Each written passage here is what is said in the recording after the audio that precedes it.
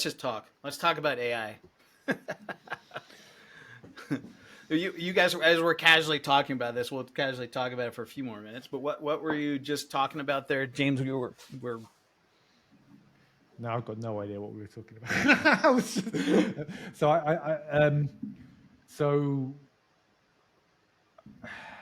I was talking about what I said before is that how there's an amazing demand in the marketplace for integration services, automation services that integrate different platforms that string together information, maybe get it from source A, do enrich it, do something with it, put it into source B, and do something else with it, and create this kind of mixture of value. So scraping information from website A, finding the most valuable bits, putting that into a sheet, putting it into a CRM, then doing some outreach to it, whether it's email or some other platform, or whether it's creating some content around it. Like the days of what we can do with automation is ridiculous. And the magic ingredient really is AI, because you can throw like scraped web pages, or I was telling the example of Facebook ads. You can just scrape a bunch of Facebook ads, just the text from a Facebook ad page. You literally just scrape the page, and you could say to AI, find me the things that I'm looking for. I'm looking for these kind of businesses or these opportunities. Just only show me these, and put them into a sheet, and you could then export that into. So you can actually create custom lead lists from almost any source on the entire internet. There's virtually nothing that can't be scraped these days, and so. But again, how many people know this, let alone do it? It's a wild west of opportunities. Go ahead. No, I was just going to say. I mean, again, I have these conversations, podcasts, and live events for clients, and on behalf of clients in IT consulting, and it just is the common thread throughout is it's just the Wild West. Like there's so many tools and so many different ways to use it, and no one's not really sure.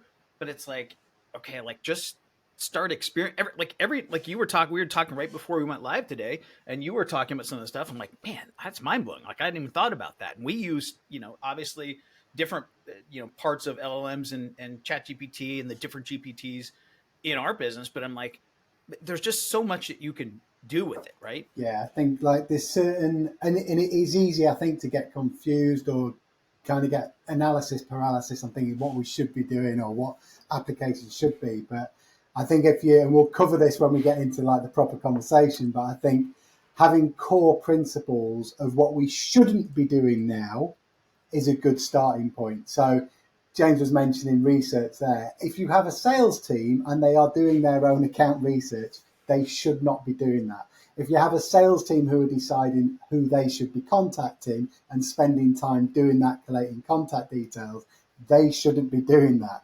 If you have them picking up the phone and dialing a number one by one, they shouldn't be doing that. And I think there's this massive wave of efficiency that we're seeing in go-to-market teams, which is, I think if you build it from the principles of what you shouldn't be doing and where the efficiencies come from, then you can start to look, well, what's going to plug that gap? And there's an app for it. You can guarantee that there is an app for it. Why don't we start with the research part, right? Like, because that's kind of where everyone should start before you even get on a phone or get into trying to reach out to prospects, right? So let's start with the research side of it. And I'll tell you, just from a personal standpoint, so I've been using the new, ChatGPT 4.0. I don't know if it's 4.0 or 4.0. 4.0, yeah. And I started using it for something personal, right? Like my son plays soccer at a junior college. He wants to go on to other schools. He wants to go to a Division II school and play at that level. And so I started this whole research project on using the 4.0 with that. Say, hey, how many schools have Division II men's soccer, and list those out. Now list the in-state and out-of-state tuition for each, and just have this. I still have it. It's going on right now. But the point being is I'm like, wow. And I have found that 4.0 is substantially better than the previous versions in terms of that. So obviously and that's what I encourage people to is like, hey, use it in a personal standpoint. If that helps you get your feet in the water, so to speak, to understand what it can do, then you can kind of apply it over to a business application. But And I wonder, guys, I want to throw that to you guys.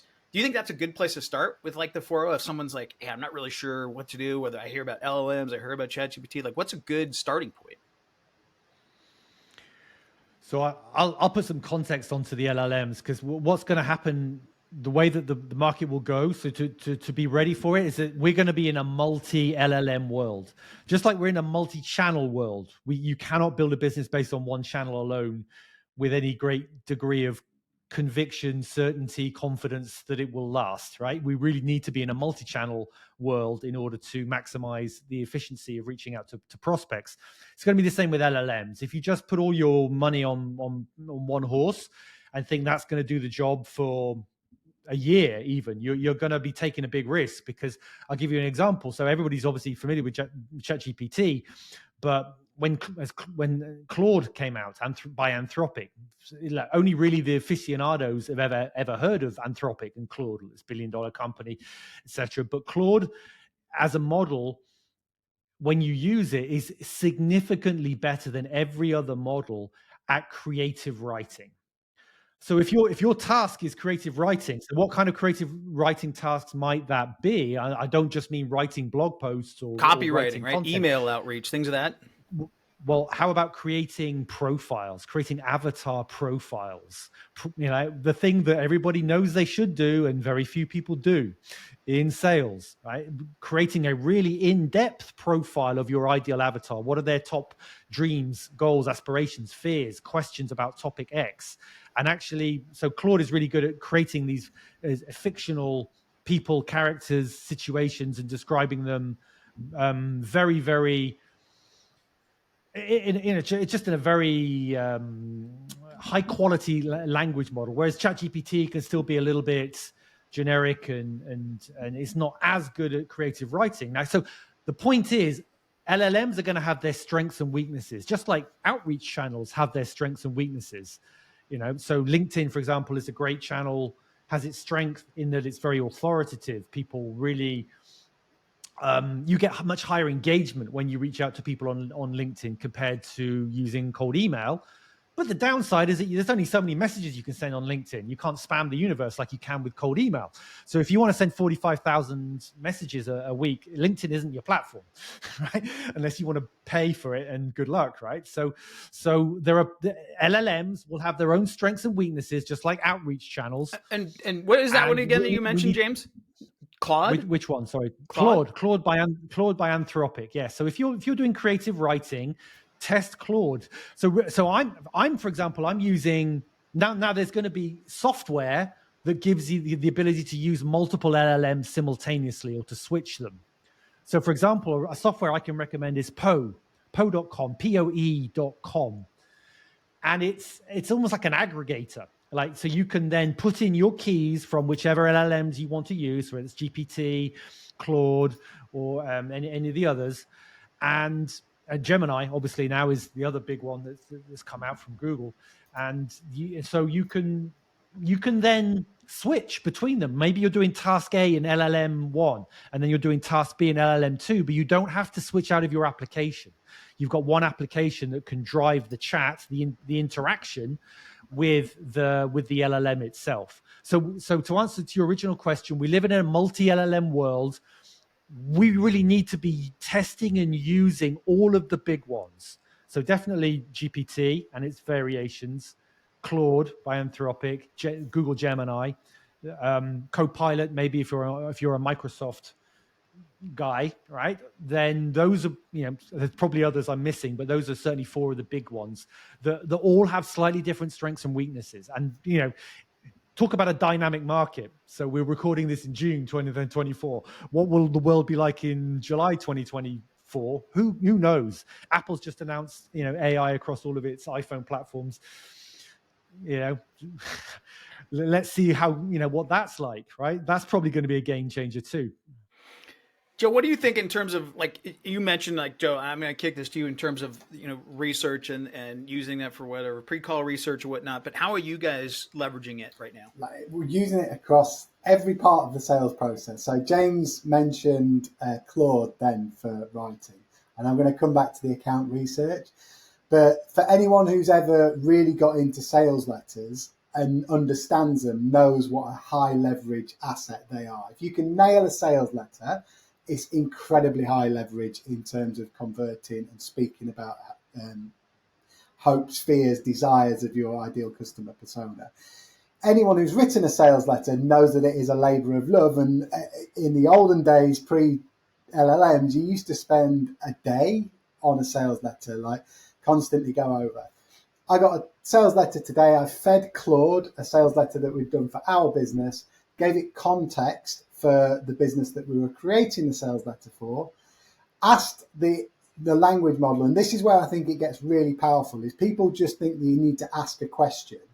You get a much more powerful response if you say, this is what I want to achieve, ask me questions to get to the desired outcome.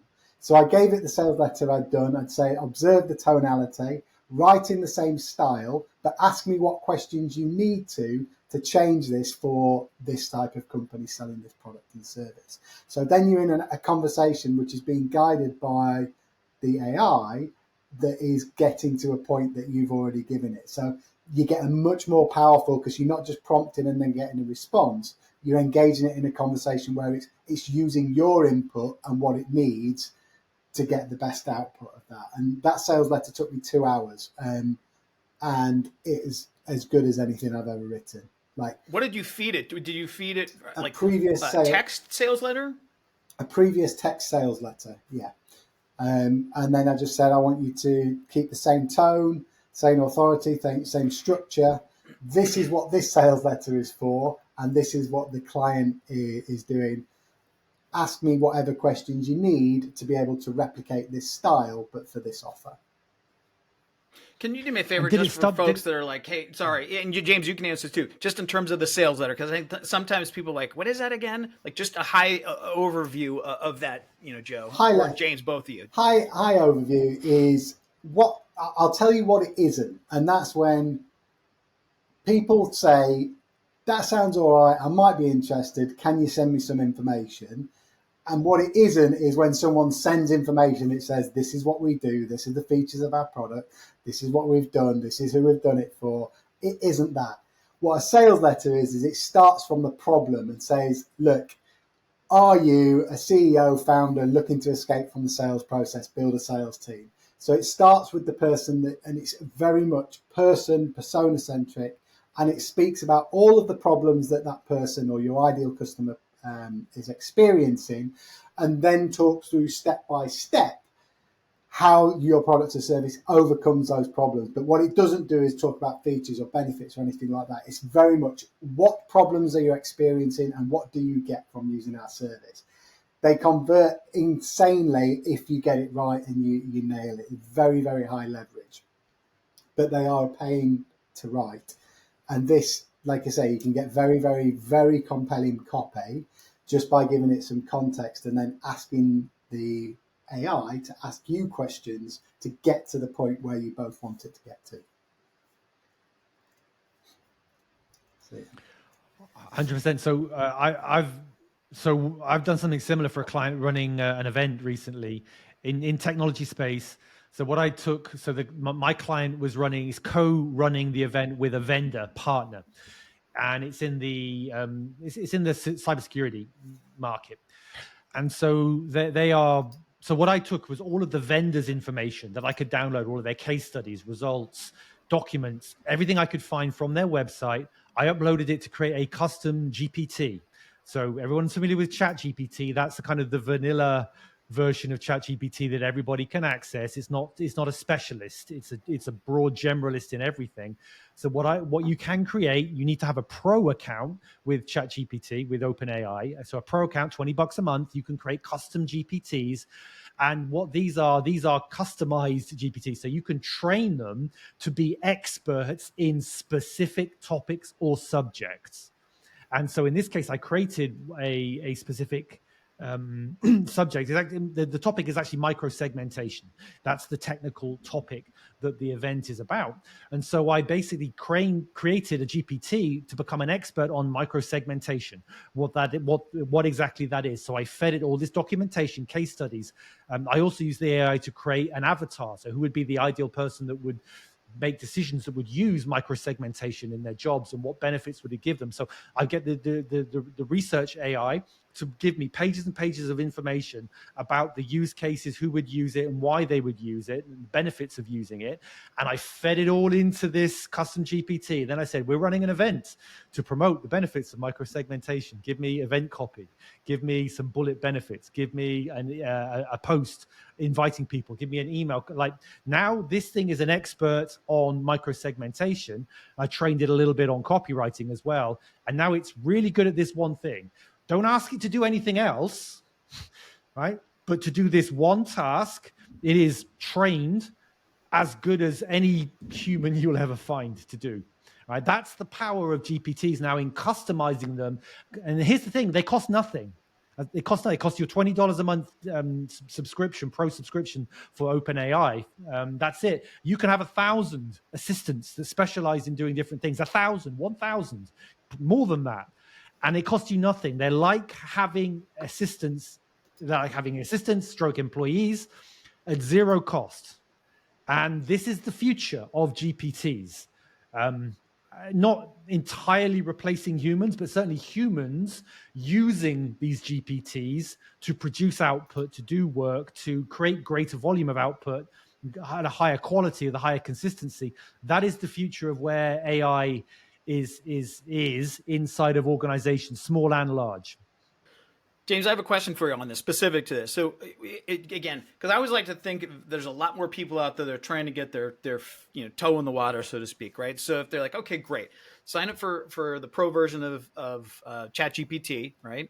And you can go in there, you can just use the basic generic one, which is the newest one, which is 4.0, right?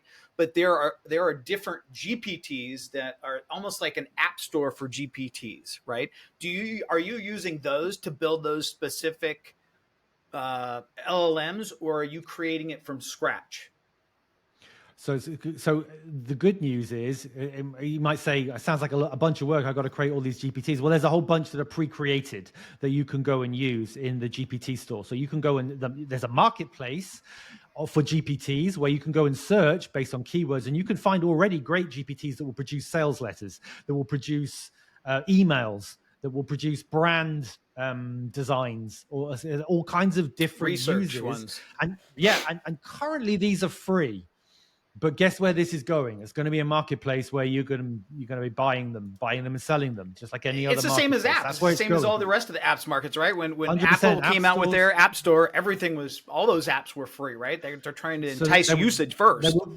Right. So there will be GPT app stores. So you're going to have this plethora of choice, and you can create your own, or you can use one that's ready-made off the shelf. And right now it's free. So fill your boots while it's free. Eventually, people will start charging for them, especially the better ones that gain traction. But frankly, create your own. Learn how to create your own, because the real transformation here is not being afraid to jump in and actually try this yourself. Now, with the caveat, as Joe said, that if you're a sales guy like this, you should not be doing this on core prospecting sales time.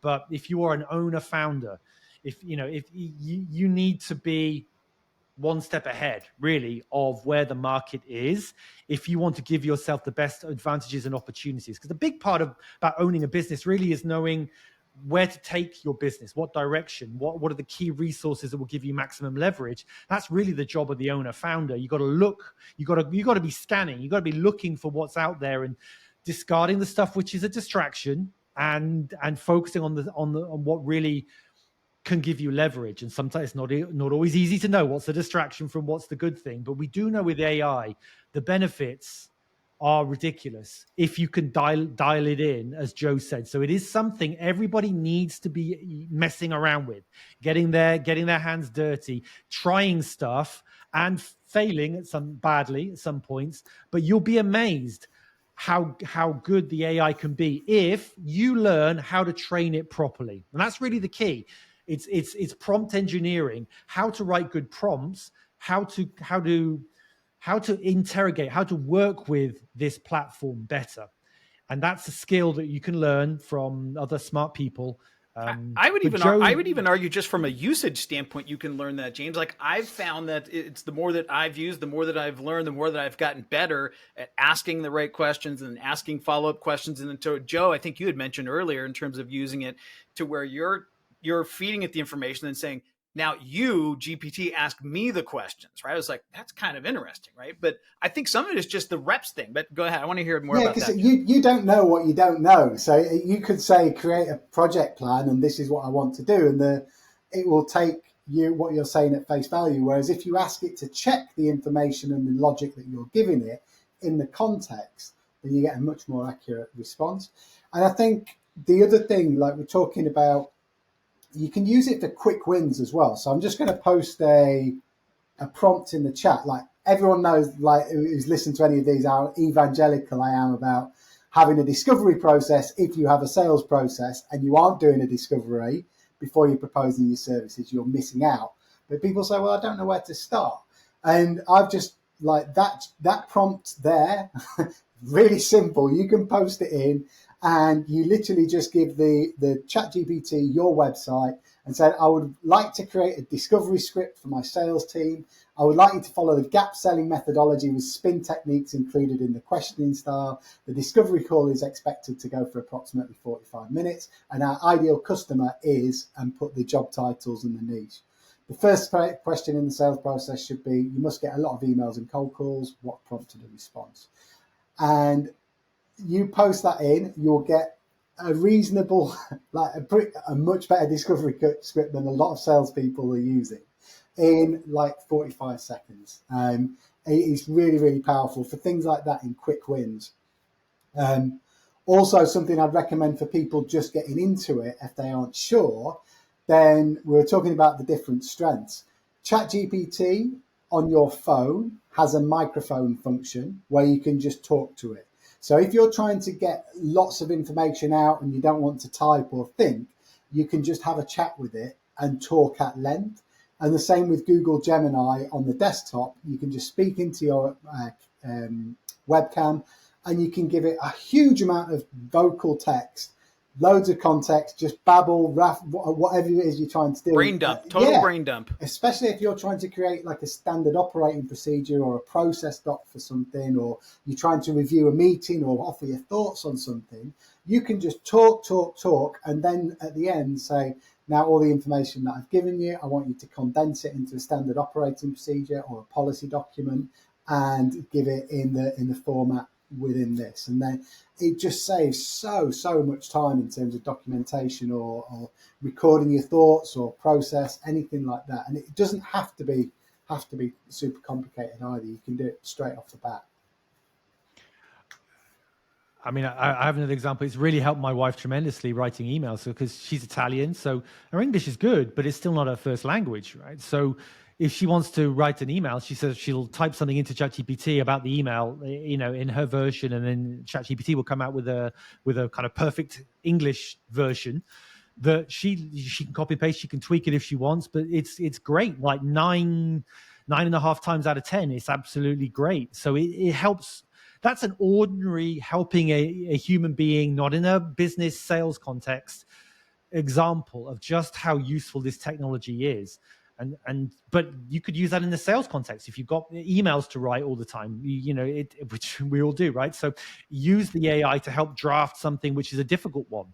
Draft your rough thoughts, or speak them in, like Joe said, speak them in and say, ask them to write an email about this to such and such, and bang, you're going to have something which is going to be more than good enough just out the gate, and you can make any customs or tweaks you need to. So it's truly transformative. You can't afford to ignore it, because you will be left behind if you're not using it, because everyone else will be catching up, and it's the question of, where do you want to be? Do you want to have this leverage or not? It's like the internet. It's the biggest single transformative technology since the internet. It really is, right? Mobile phones, you could argue, were similar, but it's at that level, if not higher, of the leverage that it can give you in whatever you do, whether it's business related or not. Yeah, I think back to even talk about the internet, and I remember back, and I'm not a coder I'm not even close. And that's probably the problem. Right. And I remember trying to like go through and do coding, right? Because I was like, okay, I know this is the future. I know I've got to try and learn it, but it just was so painful for me, where this is so, AI and the GPTs are so much more user friendly and easy to just get your toe in the water, so to speak, and use for anyone. And I'll give you a story just on the copywriting. And you mentioned the email. So we're hiring a copywriter for our team. And one of the challenges, so we have US based clients, and one of the challenges is finding a copywriter that is native tongue or that can write copy right in a US English type of approach, right? And we interviewed one guy, and we got on the phone with him, got on a meeting, and he was like, it was not his first language, but his copywriting was really good. And I was like, okay, he's probably using a GPT, right? So I put him on the spot and said, hey, I don't care if you're using a GPT, but just show me. I'm going to tell you something right now. I want you to write an email for this type of angle, right? And use your tool. I'm okay with it. He did. And I was like, man, that's crazy. He was like, yes, I've trained this tool to write it in the format of a native US English speaker, and he's Indian. And I was like, that's impressive, right? So now you've leveled the playing field in terms of even, copywriters from across the world. They're like, hey, that have the understanding of what is the components. Because when I was talking to him, I was asking them, hey, what are the components of copy, right? He's like, get to the root problem. What are the needs? What, right? It's like, okay, this person understands how to write copy. It may not be in their native tongue, but they're using a GPT to basically leverage where their weakness is. And it was fascinating to me. Yeah, so let's the reality check. There's tens of thousands of copywriters that have lost their jobs. It might even be the hundreds of thousands because of this technology. Because you can use the technology to write as good copy as lower, let's say lower to mid-level copywriter abilities. They're just gone. Because the GPT does a better job than them straight out the gate, costs nothing, it's available immediately. So they're gone. So they are now. So you either got to upskill yourself, like this guy, right, who knows how to use technology to achieve an output that would be top percentile copy level, So that's where we're at. Like you either use this technology or not. So you need to be having those tools inside your business. What most businesses or many businesses are finding, it's not completely replacing humans, but let's just say that you might need 50% to 75% fewer people. So you might have, let's say you're a big company, you have a team of copywriters. You might only need 5 copywriters, whereas before you had 20, because you've got 5 using the AI. They're just as productive as the 20 humans were before without the AI. That's the world we're living in right now. And think of the savings on payroll. And it's sad that people are, losing jobs, but what are you going to do, right? If you're running a business, would you not give yourself that advantage, that leverage? I mean, you have to. Joe, I want to hear some win. I love wins, right? What are some other wins you're using? Whether it's, I know some of the things you talked about in terms of obviously in the sales process and cold calling, but let's stick on the low hanging fruit stuff. Okay, so like cheat sheet wins. Cheat sheet, good. I like talking about cheat sheets. And if anyone's not come across Clay or the multi ways you can use that tool, then you have to get on that. Any go-to-market team, business-to-business salespeople who aren't using Clay are just so far behind everything else. So why? So I'm one of them. So I'm going to talk you through. So I'd like you to imagine. James knows. He's like, man, Terrence just does. He's just to come on and pick our brains and get cheat sheet stuff. I get it. I'm okay. I'm all right. Go ahead. Sorry, Joe. Clay is, if you imagine like a Google Sheets on steroids, and it's integrated with all the technologies and the AI that we've just talked about, and about 70% of the most prominent data providers and like software B2B sales enablement apps you can think of. So Apollo and some of the data stuff. Apollo, different Apollo, Ocean, and the ChatGPT. It's integrated with Data GMA.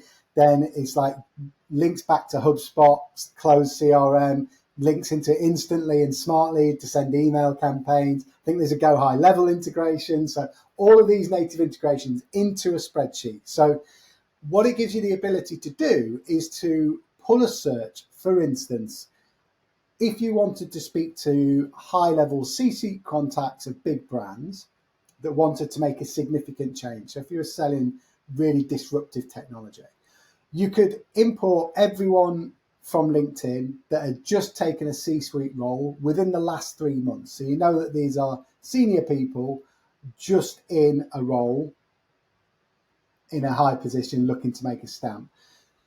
You could then categorize those and lead score them based on the industry, how long they've been in the position, whether it was an internal promotion or an external promotion. You could then get ChatGPT to go to this company's website. This is all on a spreadsheet, all on one line after the other. You could then get the ChatGPT to go to the website or search the web and look for any highlights in news, acquisitions, mergers, have a look on their news feed. You could pull in case studies for their website. And then you can score it based on all of this criteria that you pull it in. And then you could segment the lead list into the different types of personas. So you could say, I want these managing directors or operations focused people to go into this pile. And I want all of the buyers or procurements to go into this pile. And then you can push them automatically into your email campaigns straight from that. I've missed a key step out. Once you've decided and you've got these real premium contacts, like these are absolutely perfect for me and my business, I know I could do a good job for them. What it allows you to do is, rather than being reliant on one expensive data source to get that email or that phone number, you can waterfall them. So it will test a data provider. If it gets the details, brilliant. If not, it will go to the next one, next one, next one, next one. So you're daisy chaining all these different ways to get the contact data to maximize the chance of you getting that contact, of that really valuable contact, but without having to subscribe to these thousands of different data providers. Then at that point, once you've got the data, you validate it, and then you push it to a campaign that's specific to that ideal customer profile.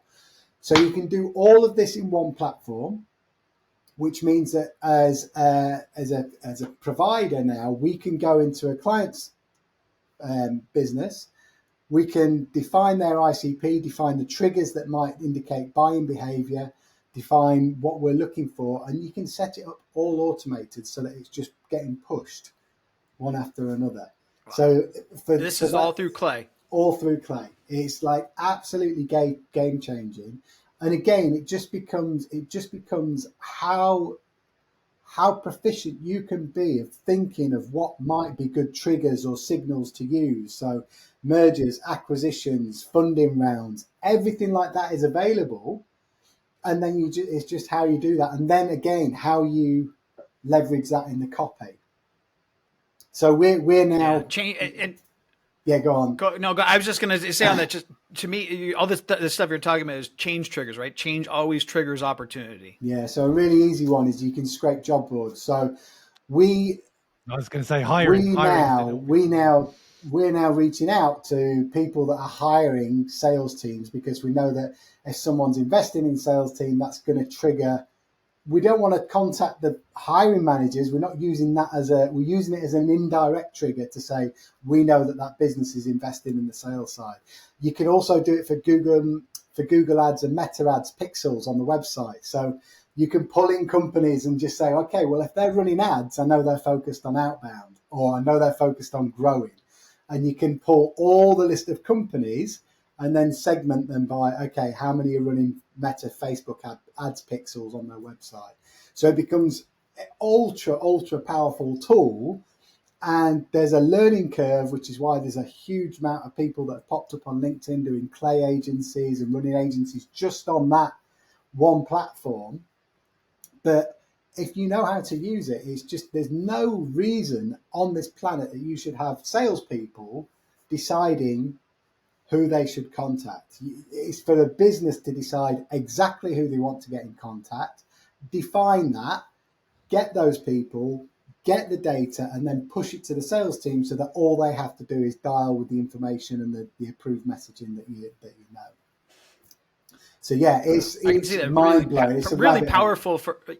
Yeah, really powerful for like the ABM, the account-based management stuff, right? Or Dream 100 type of clients where you can probably set those. I'm going to go obviously play with it, but I assume, I mean, if it's that powerful, it's probably limitless in terms of what you can get it to do. So we are now kind of moving towards like a tiered target market sort of approach, and those top tier, those really valuable ones where it's the right time, the right trigger, the right signals, the right contacts, the right industry, we will do everything. And I'm including direct mail in that now. We're doing direct mail, everything to those top 50.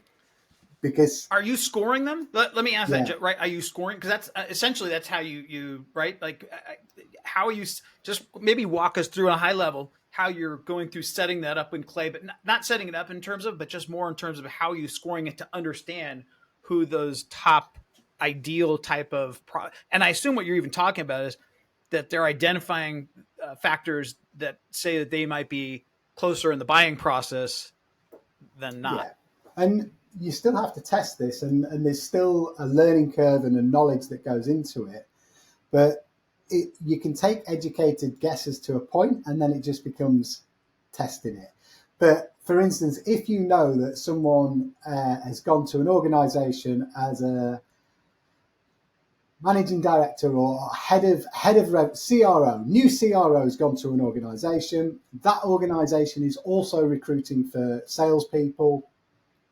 They're also just running ads across Meta, Google, and Facebook.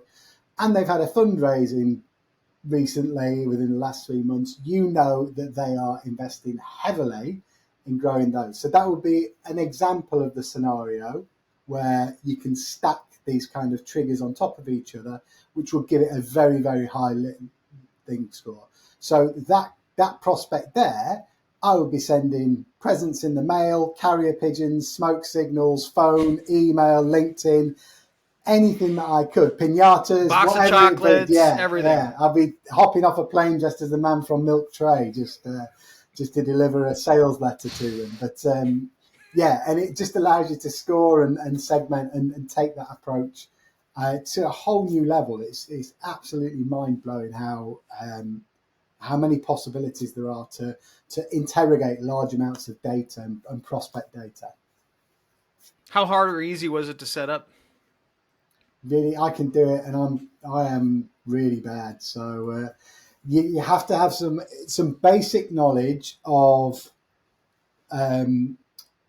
what is out there, because that's the biggest problem, not knowing what is out there. So immerse yourself, follow them on LinkedIn. They're incredibly active. Like they're taking that content driven approach to marketing. So there's so much valuable content out there. And then it's just looking for your use cases. Google your industry and Clay prospecting, and you'll get 5 to 10 videos that will be full of ideas for how you can contact your ideal customer. Interesting. Huh. Amazing. 100%, very well explained.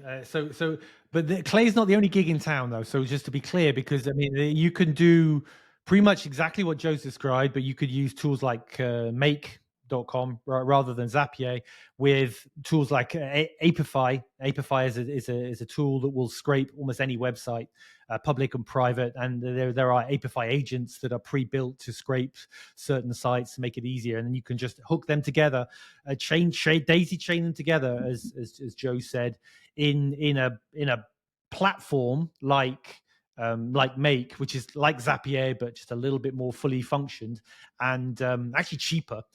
And so you can just flat out build automation, strings of automations of almost anything. So again, you could waterfall enrichment inside of Make with Clearbit and other providers. So you can kind of build your own version of it. But obviously, Clay is very specifically targeted on, it's used by a lot of people in marketing. It's not the cheapest. There's definitely, James says, if you're technically proficient or you've got someone who's proficient in like that no code like automation or junior developer, then they will be able to build the same functionality much cheaper. But I think what Clay's done is it's that crossover product, the first one to kind of bring it to the non-technically proficient and really cross over. No, I totally agree. It's and they have clay gents as well, which I've never used the clay gents, but people speak super highly of them. Do you use them as well? Yeah. So a question.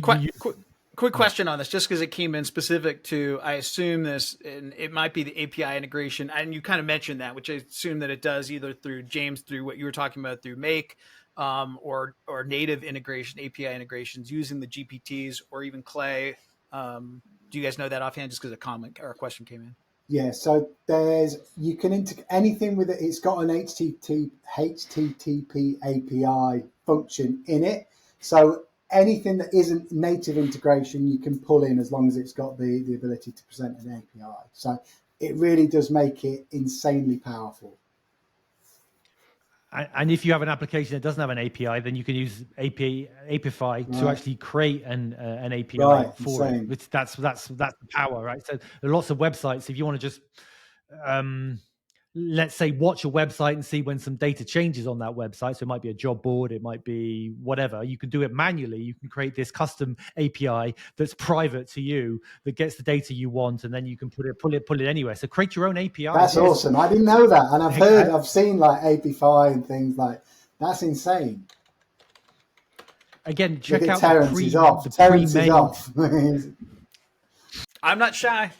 Listen. I surround myself with smart guys. I just learn from you guys. That's all I do. I'm okay. I mean, it's certainly, you got to apply 80-20 rule, right? So 80% of the time you're doing your core, whatever you do. But when it comes to research and testing and trying, like, you need to be spending a certain amount of your time looking for what's next and what can give you higher leverage. And these automation tools give you insane leverage. So AI or automation tools like Make, like Clay, N8N, Zapier, like, you can do incredible stuff with them very cost effectively, but there is a bit of a learning curve to some of them. But guess what? You can hire people very inexpensively that can build anything you want. You just now direct what you want, and you have your dev, like, again, an inexpensive dev, you could be paying, international rates, right, for.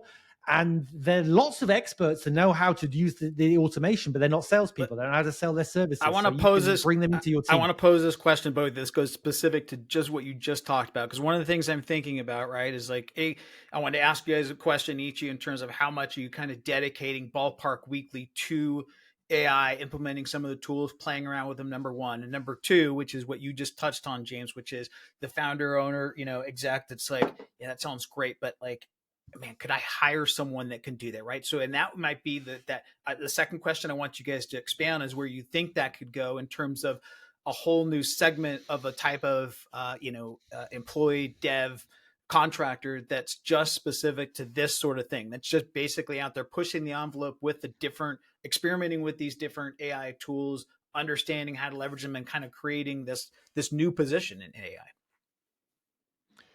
I mean, one of my clients I just do consulting with, and they brought on an intern a year and a half or so ago, and she's a smart young girl, right? But just an intern, no experience. But because we've now trained her on all of these tools, she's now able to use a lot of these AI tools and to do functions in the business. And she's now doing the job of at least a marketing manager, probably a chief marketing officer level type job she's able to do because of the leverage of using these tools. But what it requires is the owner founder level to be aware of what's possible and then say, I want you to use this tool, because they weren't going to be aware of them. So that's one kind of employee, the intern that you upskill. The other kind is the person that knows the tools already, that are probably in a lower wage economy somewhere internationally, that you can then go and hire to be part of your team and have them specifically work on some of these tools for you. Those are the two different types of people that I have in my mind to work in teams. Joe, what about you? I'm already thinking about that, so I'm curious what you're already using or thinking about doing. So we've hired someone in specifically to help us with like this, because it's the the ability, I don't think you can be serious about running an outbound go-to-market team if you haven't got some form of centralized functionality, be it an agency or be it someone in-house, whatever it is. But if you aren't looking to centralize some of these really time-consuming, arduous, inefficient processes, research, data collating, scraping, like any of that, then I don't honestly think that you can call yourselves like a successful go-to-market B2B unit. Like, I think it will get to that stage very, very, very quickly. And I've been, I had a client and I was consulting on this sort of thing and like email outreach and things like that. And they put the engagement on hold for a few months because they were like, we're just not ready to take the plunge. And they've come back. And I'm like, this is all changed. Like, like it's 6 months ago. This is all changed. Like, you can't be that slow in this market because you're just going to get left behind. Like, it will not wait for anyone. So if you aren't taking it seriously, hiring in, investing expertise, investing in learning, upskilling, like, you're just going to get left behind, like, quickly as well. Yeah, and I just want to jump on that. It's not one of those things where you can say, hey, you know what, I'm going to wait till the dust settles, right? Until we figure out if Google's going to have their own app store, GPT. I'll just wait until that gets settled out, because I think all of us probably agree to this. If you do that, you're going to find yourself exponentially behind the competition. Yeah, you're going to get like a can dragged behind a car. Like, as soon as you bounce towards the car's already moved and you're bouncing again. Yeah, I mean, I've got to say though that you in the sales and marketing growth space, right? It's a bubble, right? Though it is a bubble, and it's you need to have some cutting edge skills to be good, because it's a freaking difficult job. Yeah. Right, let's be honest, right? It's difficult job. It's high value, incredibly high value, and actually it's difficult, especially in markets, where there's no easy money flying around. It's like you got to really earn your money these days, and that's fine. So you got to do a good job. You can't afford inefficiencies. So you need to be. So it's difficult. But when you step outside of this bubble, the whole 99% of the world still have got no clue about this, and that's most businesses. They've got no clue about AI, no clue about how to sell, no clue about a whole bunch of stuff. Yet, seemingly they still exist. So, I just want to add the caveat that when you go and speak to people that aren't in businesses that we do, you don't need to be at the cutting edge and know all this stuff that we've talked about today. You really don't. But you do need to know more than they do. And that's where just experimenting with GPTs and doing research and creating content and building your skills and familiarity with this tool set is vital, because just that alone will put you so far ahead of everybody else in the real world that can make you very valuable if you want to be a consultant, if you want to run an agency and just help other businesses, not necessarily with lead gen or sales, but just with automation and AI.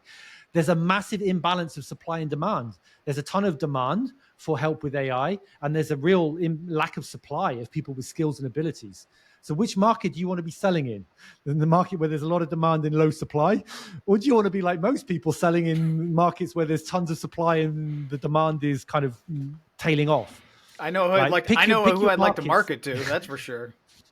Well, I'm telling you that AI has created that imbalance right now, where it is very much a Wild West opportunity. So, but I don't want people to be put off thinking that they need to be super technical and know all this stuff, because just being one or two steps ahead of everybody else, it will give you a massive advantage. And again, that's exactly what I'm thinking about, James. And that's why I asked that question in terms of, is there a position that you could look to hire, right? And honestly, after this, I'm going to talk with my co-founders, and because we're trying to hire for 3 different positions right now, but one of them I think that needs to come to the forefront. We're already using it in our firm, but at the same time, it's like you almost need someone that just has a full-time focus on it, because it's one thing for us to go to our team and say, hey, find ways that you can leverage GPT or these different LLMs in your job, and some of them will, but it's like, it's that old thing of like, hey, we're constantly doing it this way and are too far in the weeds to be able to pull themselves out to look. And it's almost like, I wonder if you need someone that comes outside of specific role or task that you have to be able to experiment with these tools and go, hey, okay, Joe, tell me about what you're doing with your prospecting research, right? And say, there's a better way to do that. So I guess that's my question to you guys, even for folks that are listening, watching this, is that maybe a better avenue to go down rather than trying to get your team to all dive into or even put their toe into the GPT LM waters, AI waters? Yeah, I got some thoughts, but Joe, do you have some first? Yeah, for me, I just think it's the same as any like major part of the business. Because for me, this is, if you're in outbound sales, then this is a significant part of the pie that you have to be good at. Like how this then integrates with CRMs, things like that, is just going to get more and more important. So I would say that you'd look specific, and if I haven't got the skill set, you'd look at if you've got people with the personality traits or that kind of those natural persuasion for those sorts of skills and consider putting them on it. But if not, I would look to speak externally or work with an agency until I was comfortable of getting those skills and then bringing them in-house. But I think if you haven't got someone in it who you could say, this is your role, this is like, we need to be on this and introducing it as part of your day-to-day, then I would say you have to look to kind of to put something. I'm biased because like we are the direct sales company and all we deal with is direct sales. But I think even for businesses that aren't absolutely on that, everyone's selling their products. And I think it's an essential to have a dedicated function for it rather than just trying to spread it across the whole team. I was gonna make two suggestions. So one, I think it's fine to have a lead, like a lead who's the lead in your team, like an AI in this lead area. Yeah, 100%. But I also feel pretty strongly that every single person in your company needs to be aware and needs to be using these technologies. I don't care what they are. I don't care if they are a front desk receptionist but I don't care who they are. At what level? If you're a support technician, a desktop, you should be using AI to be able to a bank of resources. Not that you necessarily build it, maybe somebody builds it for you, but you should be using it to query it, to find answers to stuff quickly. You should be using it to pre-write emails, canned responses type, like interrogating common, because 99% of technical support, you're going to be getting the same questions over and over again. If they're coming on email, if you're manually typing a response every time, talk about inefficient, right? The AI should be looking for common patterns, pre-writing responses, and then you only get involved if it can't write something that it's happy with. Right? So there's all kinds of use cases. Every single person in the organizations ought to be using this technology. Now, you can have a lead that will train or introduce, but I think these are one of these technologies that you can't just think, oh, Bob does the AI in our business and I don't need to worry about that, right? So it's because you need to be using it in every area of the business: sales, operation, marketing, team stroke leadership. Like there isn't a place where it can't add value. I'm thinking even of, let's use your Bob, right? So like Bob, the AI guy in the head, but like, I've got Mary who's in, my data research team, right? That's all Mary does. She goes to, LinkedIn, she's using Sales Navigator, she's using Apollo, she's using all those tools.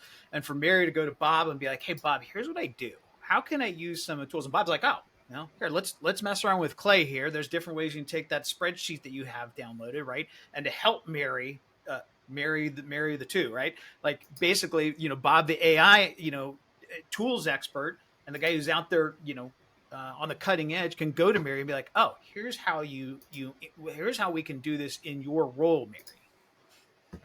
It's similar to having a systems integrator or someone that creates systems and processes. You might have somebody that's a lead, but eventually everybody in the business needs to be updating, adding, creating their own systems and processes. So it's really it's what it isn't. It's not a finance role where you've got Bob and Mary in finance, and I leave everything to Bob and Mary because they're the finance people. Like and there's a divide between them and the rest of the business. So I do think you need to cross pollinate. And the most successful businesses will be leveraging AI across all their functionalities the most. There's just no doubt about it. Interesting. All right. So as we look to kind of wrap up here, what did we miss, Joe? You had a list of topics. Did we get to I cover was most of gonna. them? I'm trying. It's just so big, isn't it? Like any, It is I big. think one thing that we perhaps haven't touched on, and it might fall outside of sales, but it's still super super cool, is data analysis. Like you can put a spreadsheet into ChatGPT and you can say, I want to interrogate this data. I'm looking for these trends, or I want to get this information out, or I want to collate this pivot table. I hate Excel, hate it, hate Google Sheets. I can just about add up on the columns, but what it's able to do is to interrogate the data. Now, it's not as evolved as the chat functionality, and I certainly wouldn't trust it for a really high leverage presentation, but it gives you really good insights. If you're trying to look for trends in data, analyze your win rates and things like that, it gives you really good insights and can interrogate spreadsheets in a way that would take ages, or you need that functionality or that knowledge to do in Excel. So I think data analysis and condensing large amounts of data is something that we've not touched on and is really powerful. Yeah, I think we've covered most of the main areas. I mean, I think custom GPTs. The next step, if you wanted to really blow your mind, is when you've got agents. So you actually got teams of GPTs that will be working together as a team. You've got a project manager that has a project, and then you've got these different agents underneath the project manager. The project manager coordinates the agents, and now you've got this division of your organization that is basically being run by assistants. And that might scare you, but I mean, that is that exists right now. It's not the future. It does exist right now. There are platforms out there that can facilitate this. So just be ready for this world where you will have not just individual AIs interacting with humans, but teams of AIs working with each other to fulfill their specific roles, passing the ball along, producing whatever they need to produce, with an AI that oversees it. And then you've got, a human somewhere that's just kind of checking the whole team. Right. That's where this is going. And those teams can be thousands, not hundreds. Like, this can scale ridiculously. But I think the only other thing is, again, things break. Things are going to break. So again, you have to be prepared for things not working. You've got to have plans for resilience and failover. Because it's very dynamic, that means what works today doesn't necessarily work tomorrow, which I don't particularly like normally in business.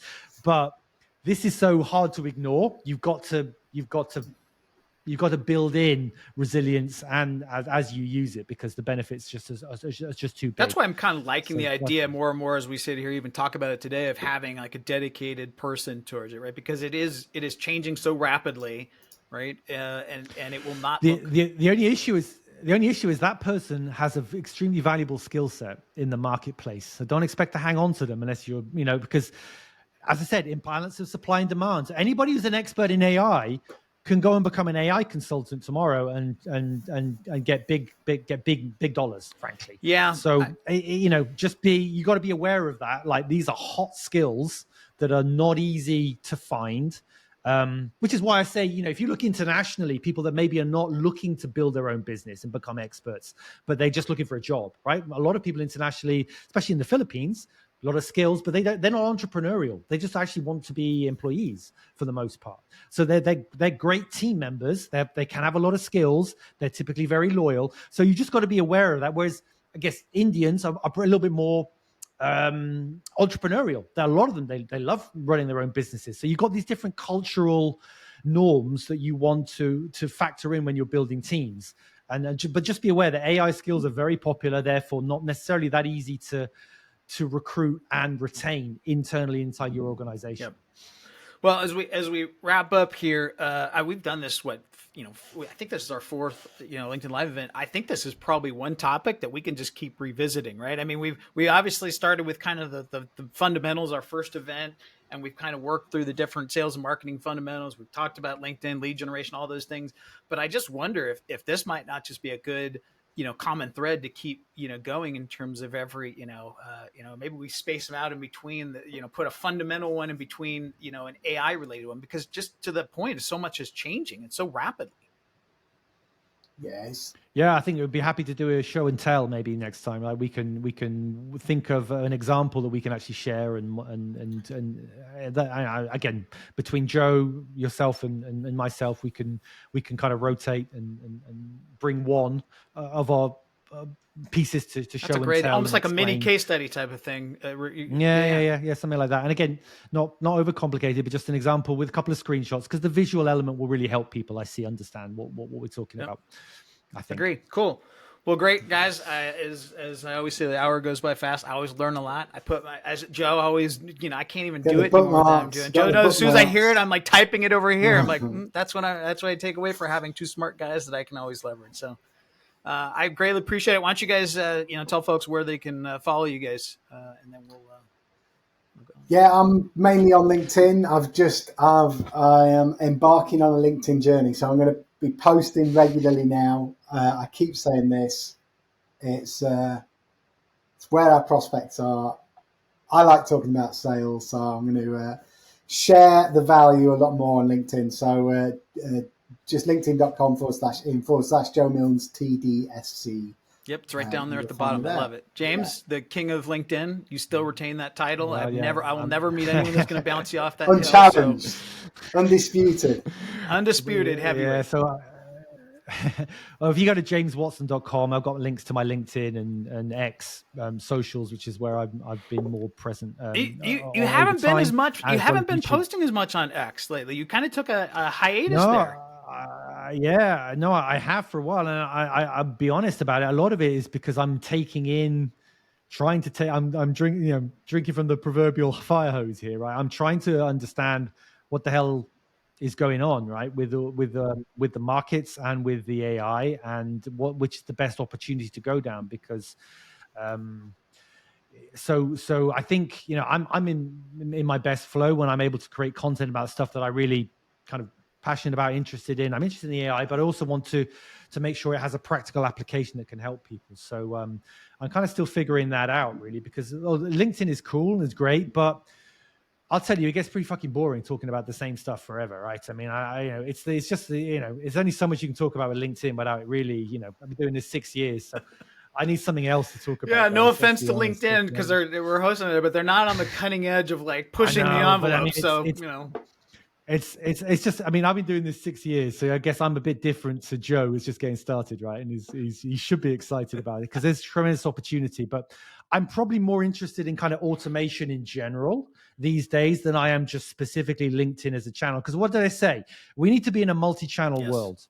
Like, even though Joe said all his clients are on LinkedIn, if he doesn't email them and call them, he ain't still not going to get the opportunities that he needs, right? So we live in a multi-channel world. LinkedIn is definitely part of it, but there's so much more than just LinkedIn to building, successful businesses and operations. And I'm increasingly interested in that more than just how to get new connections. Well, which I appreciate, by the way, always. Well, guys, which is important, but that's not the only thing, right? Well, guys, I can't tell you how much I appreciate both you guys, your time, your friendship, even offline that we talk, and your insight, because clearly I learned something every single time that I get to speak with you guys, and that, and I'm not shy about it. But I appreciate your time, and we'll look forward to doing this. We'll probably schedule the next one out here in the next 4 to 5, 6 weeks here. So we'll look forward to seeing you guys on the next one. Cool. Cheers, Terrence. Cheers, Joe. See you later. Cheers. Bye.